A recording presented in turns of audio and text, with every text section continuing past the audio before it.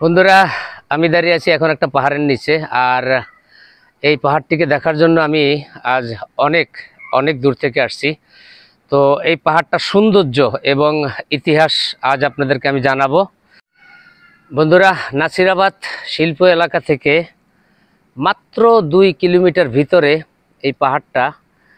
আমি এখানে এসে এই পাহাড়ের সৌন্দর্য দেখে একেবারেই মুগ্ধ।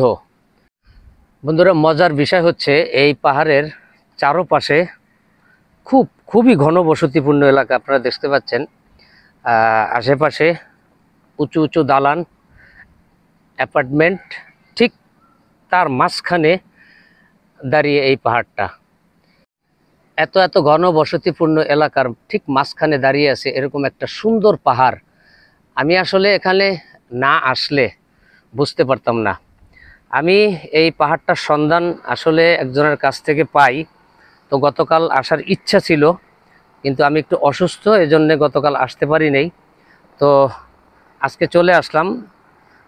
পাহাড়ের এই যে দেখেন গা বেশে ছোট্ট একটা রাস্তা সামনের দিকে এগিয়ে যাচ্ছে।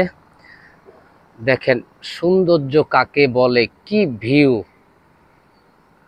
আমি আসলে এটা যত দেখি ততই মুগ্ধ হচ্ছি।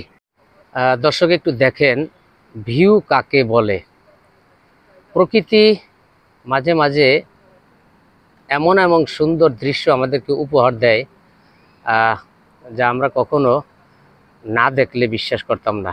আমি চট্টগ্রামে আছি আর পাহাড় পর্বত দেখব না, এটা হয় না, এটা হতে পারে না। দর্শক, এই পাহাড়ের সৌন্দর্য দিনে দিনে নষ্ট হয়ে যাচ্ছে।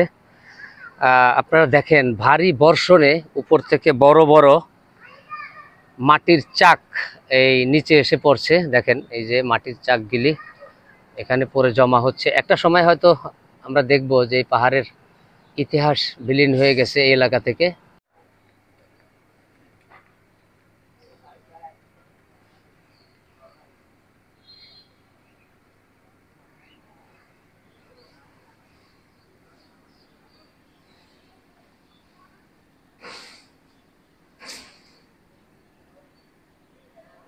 বন্ধুরা, যতবার আমি এই পাহাড়টার দিকে এখানে এসে তাকিয়েছি, ঠিক ততবারই এই পাহাড়টা আমাকে মুগ্ধ করেছে।